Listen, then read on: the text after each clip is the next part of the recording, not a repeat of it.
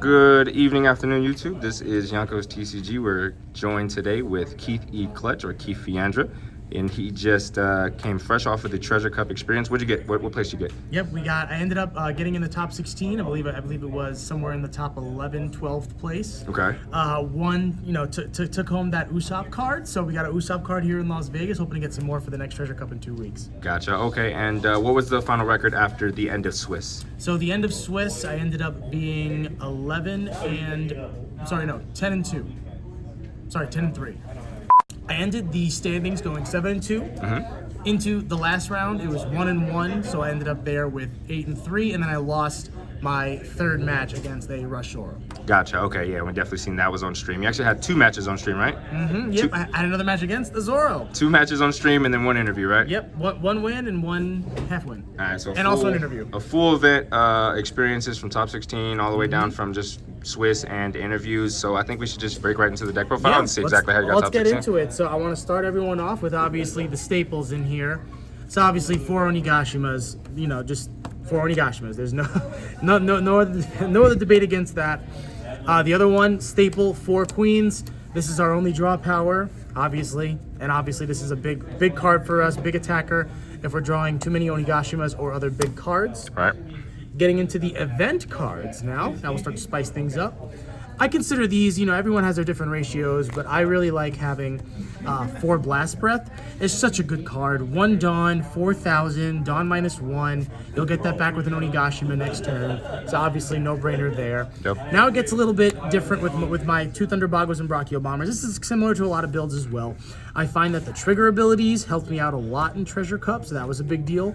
And obviously having another way to counter out of an attack, as well as taking down, especially in a mirror match, or against green if they're playing a Law or a Basil Hawkins. This is a great card to just get rid of it before they have any action with it, and you get an extra Dawn. Question on the Thunder Bagua. I've seen a lot of Kaido builds running 4, especially with the going second Kaido. Mm-hmm. What was the thought process behind 2 as opposed to 4? Was it cloggy or just needed the 4K plus the ramp? It was cloggy, yeah. When I was building this deck list, it was mainly just focusing on what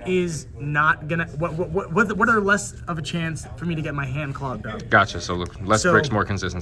Yep. Understood. And obviously the other thing too is, when you're playing at a high level, other opponents are going to know plays that you're going to be doing.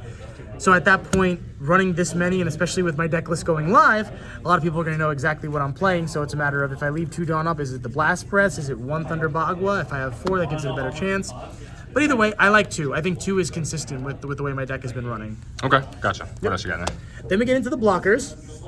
So a big thing for me, and I was just talking about this earlier, is that I only run 6 of the smaller blockers. Obviously, Kurozumi I would consider 4 of these a staple because it's 2 cost blocker, 3,000 power. Right. Let me tell you, when your hand is dead when you're playing Kaido and you have a 3,000 power guy that you attach 2 Dawn to, can swing for leader or other characters, it's a big deal. Yep. And then I originally ran 4 Black Marias, but the problem is I was running into a lot of blocker stalls. I had too many blockers on board, no action, and my game was just block, block, block, block, and not attacking. So changing this up definitely helped, and I would say these ratios are great, and obviously you have the 1K counters on both of them. Okay, interesting. Yeah. Now we get into the 2K counters. This one was Let's broke the stream here, huh? A lot of people were asking me about these, and let me tell you, man, this boy did a lot of work for me. Not only obviously were the 2K counters important, having a turn 1 play against a rush red deck or even green. Playing this turn 1, obviously I can search through my deck and I can look up to see what triggers are in my deck, what big cards are in my deck, what can I expect to pull from that area. And then, like I was saying, against red and against green, if I'm going first playing an Orochi and they're playing a Bonnie or a Momo, whatever it is, this one is a free swing to that. So if they're playing a Bonnie and a blocker, at least I have another body that can run through it. Okay, gotcha. And obviously the 2K counter. Then we get into the other 2K counters in my deck, which honestly saw a lot of play because, when you're playing Kaido, you don't obviously have all of the perfect draws. But right here, you have the other 2Ks. You have the ulti and the X-ray. So the ulti, honestly, 4 cost 5K body is not bad, especially considering your other one is a 5 cost 5K body. Right. So ulti is scene play. When you're hand stalling, you got to be able to play blockers, play cards. And I don't play page 1, so I don't activate ability. And then the other card, obviously X-Drake. This card, especially when your hand is stalling, being able to play a card and have your opponent discard a card, especially if you've been swinging at them and they don't have that many cards in hand, very valuable. And then I've seen this one break the stream a little bit, and I don't think Yeah. you touched on it too much. What is the big thing about this and really just searching for nothing? What was the game plan behind this and the logic behind playing that outside of the 2K and the swing? So not necessarily, well, obviously, yes, searching for nothing, but I'm looking for my triggers. I am trying to see what triggers are in my life, Right. so I can possibly play around that. If I see that my Thunder Bagwas and Baraki Bomber are in there, I know I can ramp by taking life. And if that's going to be the difference between me playing a 10-cost Kaido or another card the next turn, I'm going to probably take those chances. The other thing too is I look at my big guys. I try to see what is in my deck currently that I'm looking to draw, and what's in my life. And one game I played on stream, I realized that pretty much all of my big guys were in my deck, which meant that I had to draw them. Which means I wasn't just hoping on, oh, I hope there's a Kaido in here. I hope there's something. So I definitely found a lot of uses out of playing Orochi. Gotcha. So more than just a 2K. Yep, more than Gotcha. just 2K. All right, and then rounding out, another, what I consider, honestly, one of my MVPs of this Treasure Cup is the 3-cost Jack. A lot of people are against people discarding cards. They don't see it being worth it, but the fact that you could play on turn 3 and get an active Dawn, swing for 6 with your leader, huge. And especially, obviously, you want those Onigashimas in hand, but if you don't get Onigashimas, being able to play, if you're going first, a 6-cost King, going second, a 7-cost King, that gives you a bigger tempo. And with Kaido, you got to be able to keep up with your opponents, especially if you're playing against decks like Kid, decks like Zoro, and decks like Luffy. Gotcha. Okay. And obviously having a 1K counter, love those counters. Love me those counters. The more the counters, the better in this deck, huh? Speaking of counters, I got 2 Babanukis. They saw play, I used them as counters, and honestly, once again, if I didn't see any of my big cost guys, this man right here definitely saved the day. All right, now we get into the biggins. So I had a lot of questions about these. I believe that 4 Kings is ideal for a Kaido deck, because if you are going first and you're able to get a Jack or a Onigashima in hand with your King, then you're going to have a turn 3 King, which is going to be huge against your opponent. So I love having 4 of these in here. And then I know the big debate on having 4 of these in here is, well, why don't you run more 7-cost Kings? So I actually find that based off the curve and that -2 Dawn, I want to keep my Dawn up as much as I possibly can, whether it's to attack people, to get ready for 7-cost Kaido ability. There's a lot of thought process that went into only putting 2. And once again, I found this out just from playtesting over and over and over again. Should I take one out? Should I put one in? Right. And that's what it came up to. And then we got the big boys. So we got 3 9-cost Kaidos and 2 10-drop Kaidos. Okay. This one I just feel like is self-explanatory. I felt like 3 10-cost Kaidos was too much, because 9 out of 10 times you're not playing 3 Kaidos in a game. Gotcha. Obviously, I feel like I want to have 2 because I want to see at least 1 in specific matchups. And then obviously you could play the 10-cost or the 9-cost without using the Dawn effect, which, could be counterintuitive on some matchups.